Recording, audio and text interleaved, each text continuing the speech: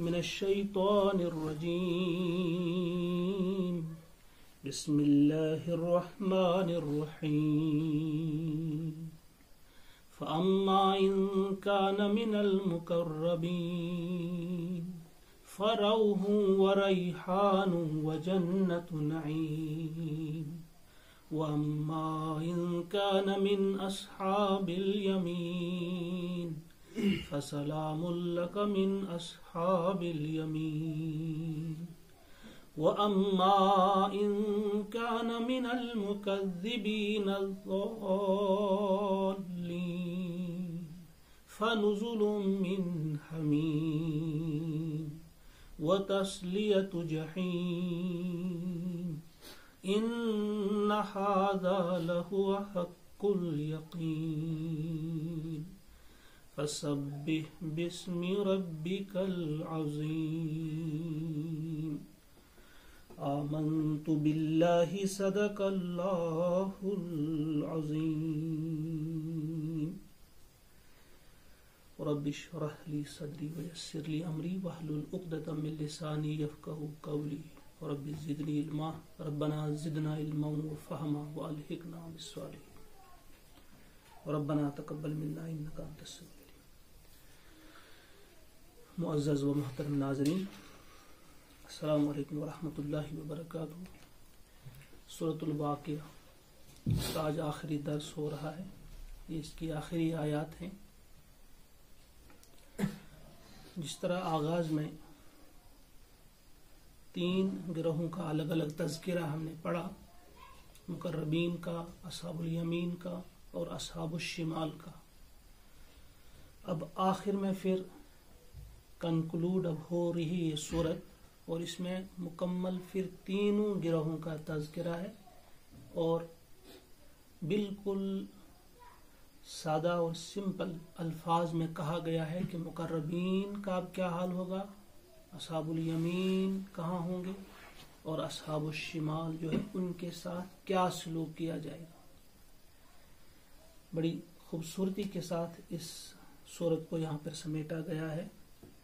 ہم نے جو ان 3 گروہوں کا تذکرہ الگ الگ انداز میں پڑھا، پھر دلائل دیے اللہ تبارک و تعالی نے کہ کس بنا پہ آپ جھٹلا سکتے ہو ایک اپنے پروردگار کو، کس بنا پہ آپ آخرت کا انکار کر سکتے ہو. مضبوط دلائل وہ بھی ہم نے اس میں پڑھے، اور دلائل دینے کے بعد قرآن مقدس کی عظمت، قرآن مقدس کے بارے میں اللہ تبارک و تعالی نے صاف الفاظ میں فرمایا کہ اس کا کیا مقام ہے، اس سے آپ نے ہدایت کیسے حاصل کرنی ہے، یہ ہمارے ذہن میں رہے. اس کے بارے میں کئی مقامات پہ آپ پڑھیں گے. ایک جگہ تو اللہ تبارک و تعالی نے فرمایا ہے سورۃ القصص آیت نمبر 85، ان الذی فرض علیک القرآن لرادک الی معاد، بے شک وہ ذات جس نے آپ پر قرآن کو فرض کیا ہے وہ آپ کو بہترین انجام تک پہنچائے گی.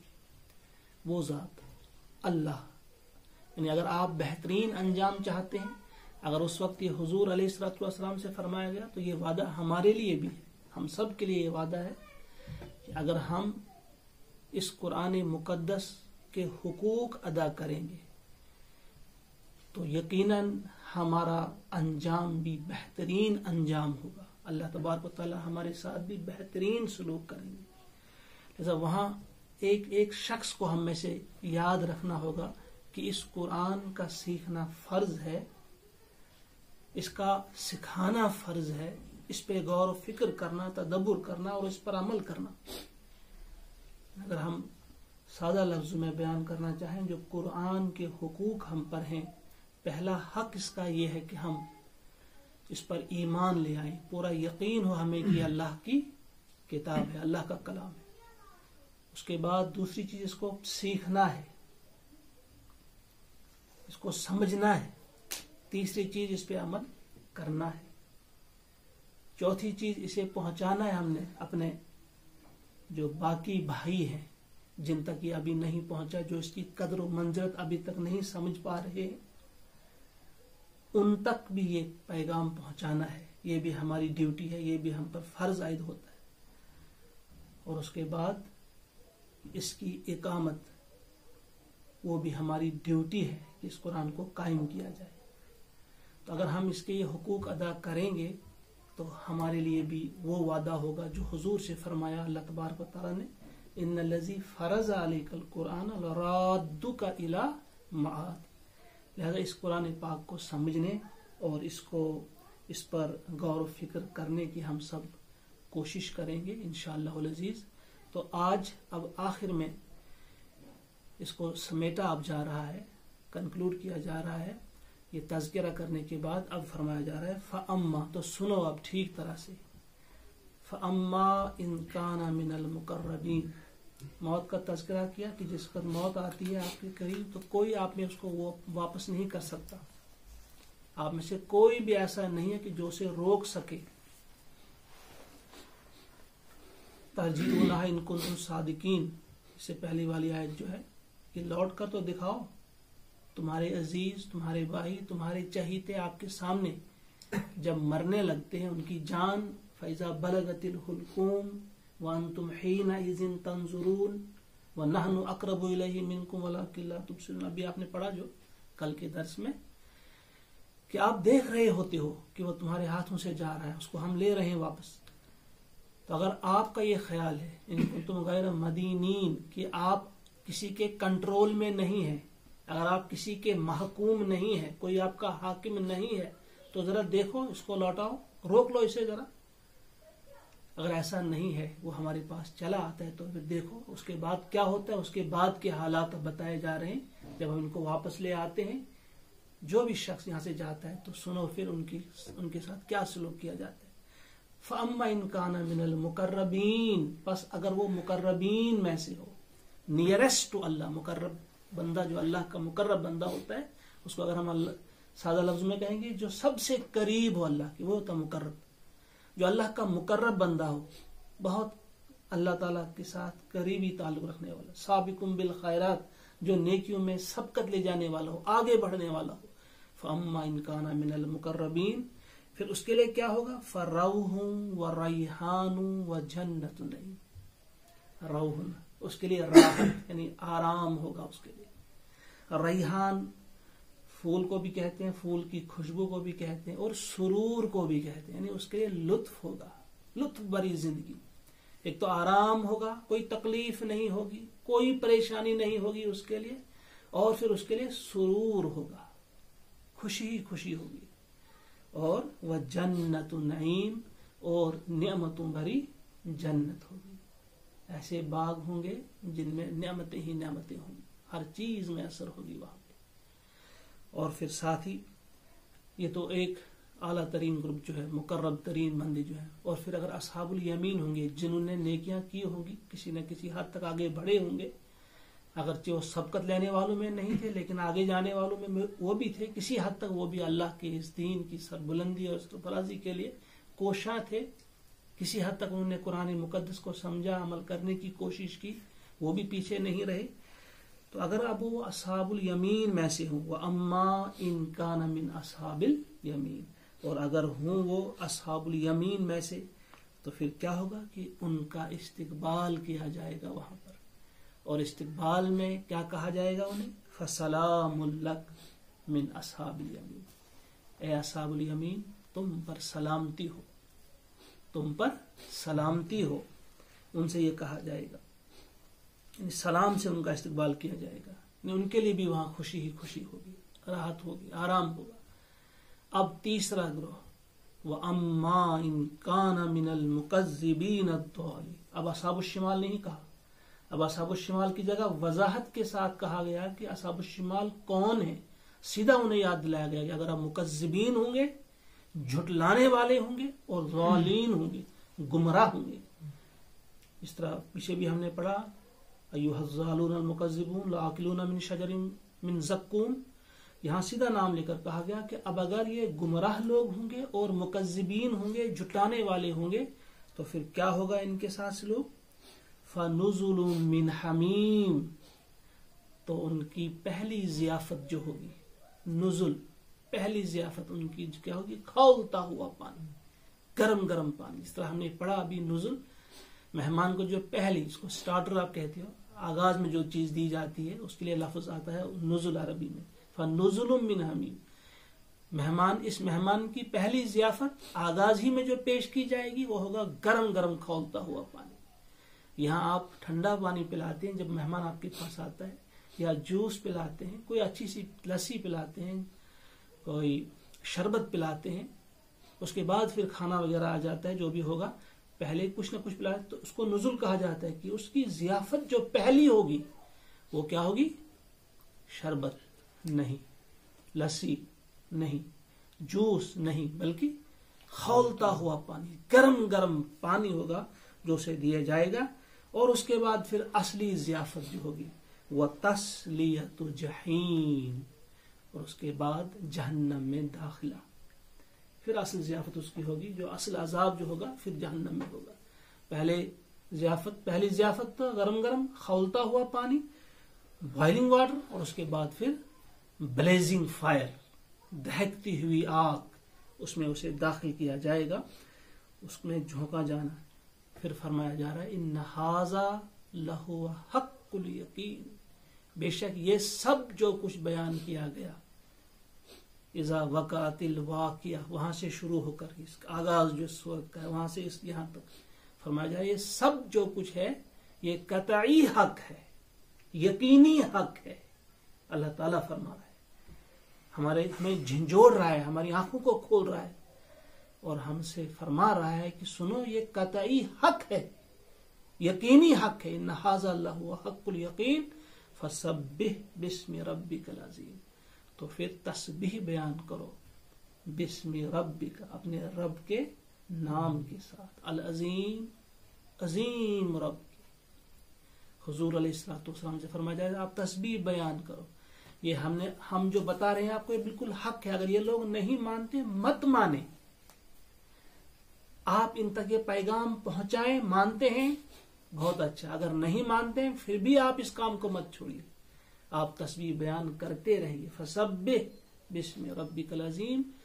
ہم پہلی بھی یہ آیت آئی اور اس وقت دوبارہ یہ دوسری بار آیت آئی ہے, اس کو رکھا ہے. حضور نے فرمایا جب یہ آیت نازل ہوئی تو کہا کہ اس کو پڑھا کرو آپ رکوع میں. رکوع میں اس لیے ہم پڑھتے ہیں سبحان ربی العظیم. تو یہ مختصر سے الفاظ میں انتہائی خوبصورتی کے ساتھ ہماری پوری زندگی کا مقصد بیان کیا گیا اور آخرت کی زندگی ہمارے سامنے رکھی گئی. اب فیصلہ ہم کو کرنا ہے کہ ہم کیا چاہتے ہیں. اگر ہمارا یقین ہے قرآن پہ کہ یہ اللہ کا کلام ہے, اور جیسا کہ ہے الحمدللہ ہم سب ماننے والے کہ واقعی یہ اللہ کا کلام ہے, اور اس وقت وہ لوگ بھی ماننے کے لیے مجبور ہیں, تیار ہیں, جو اس کا انکار کرتے تھے. اس کے کچھ ایسے حقائق سامنے آ گئے کہ وہ بھی اب اقرار کر رہے ہیں, جیسا کہ یقینی طور پہ یہ اللہ کا کلام ہے. پھر ہمیں سنوارنی ہوگی اپنی آخرت کی زندگی, اور ہماری کوشش یہ ہو کہ ہم وہاں مقربین میں ہوں. اگر مقربین میں ہم اپنے آپ کو شمار نہیں کرواتے, کم از کم اصحاب الیمین میں سے تو ضروری ہمیں ہونا ہی چاہیے. اس کے لیے تو بھرپور کوشش ہماری ہونی چاہیے.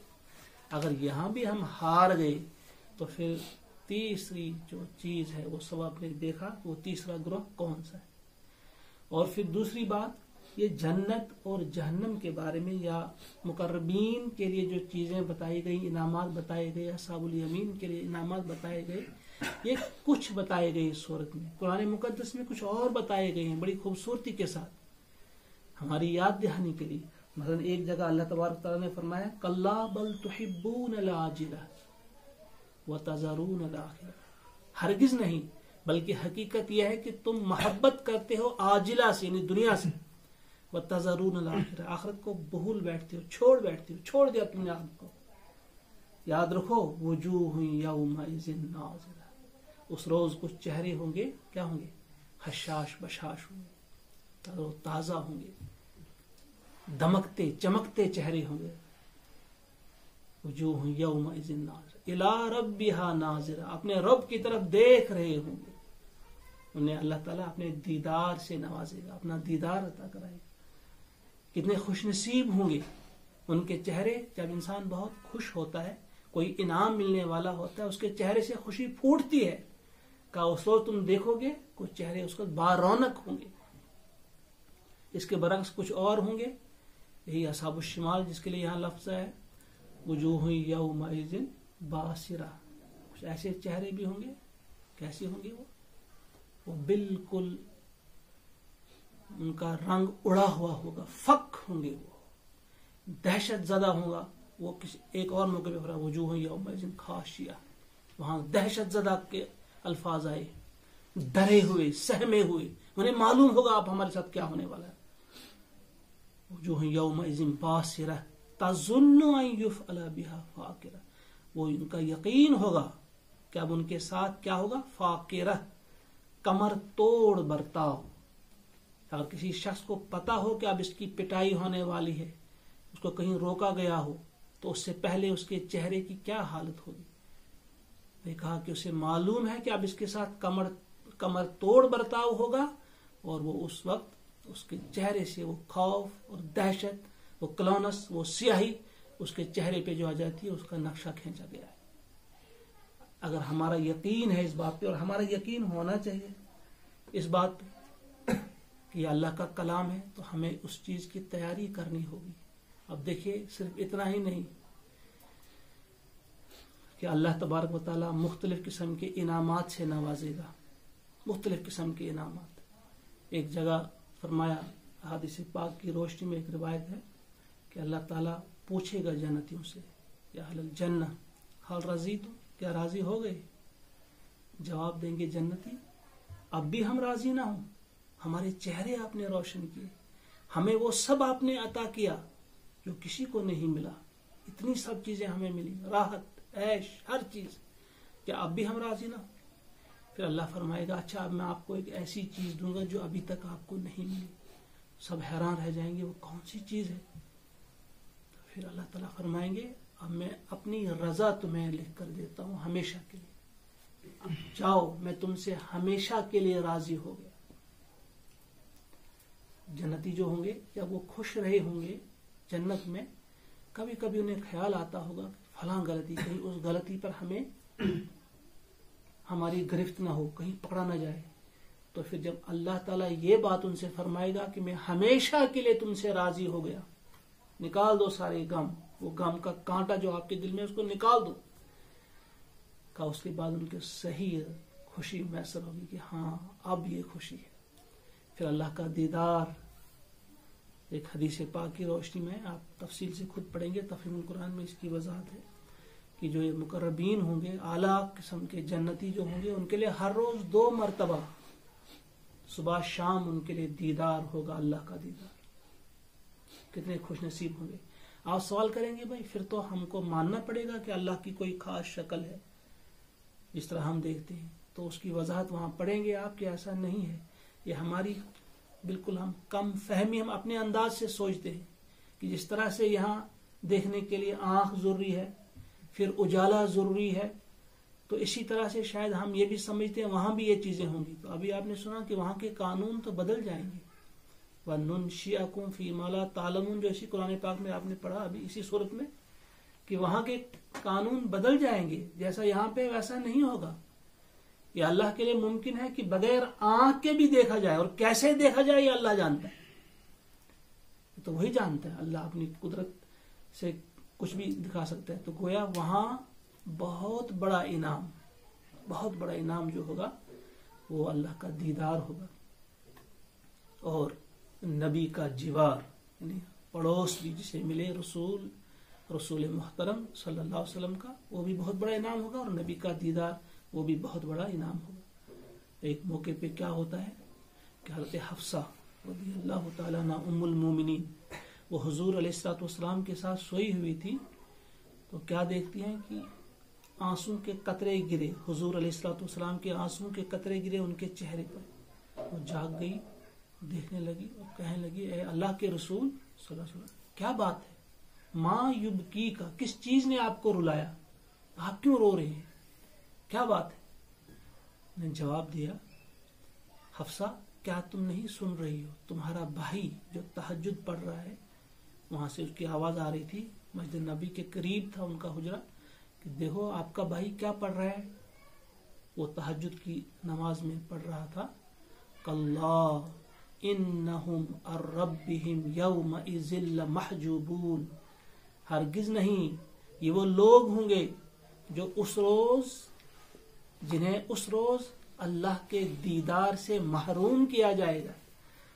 وہ عبداللہ ابن عمر تھے، حفصہ کے بھائی، وہ بار بار اس آیت کو پڑھ رہے تھے، وہ حضور بھی رونے لگے کہ کچھ بدنصیب ایسے ہوں گے، یہاں تو ہم اللہ کو دیکھ نہیں پائے، کچھ بدنصیب ایسے ہوں گے کہ وہاں بھی وہ اللہ کے دیدار سے محروم رہیں گے۔ کلا انہم عن ربہم لمحجوبون، وہ اس روز اللہ کے دیدار سے محروم رہیں گے، حجاب ہوگا، پردہ ہوگا، اللہ کو نہیں دیکھ پائیں گے۔ یہ بہت بڑا خسارہ ہوگا، یہ بہت بڑا گھاٹا ہوگا انسان کا کہ اللہ کے دیدار سے وہ محروم رہے۔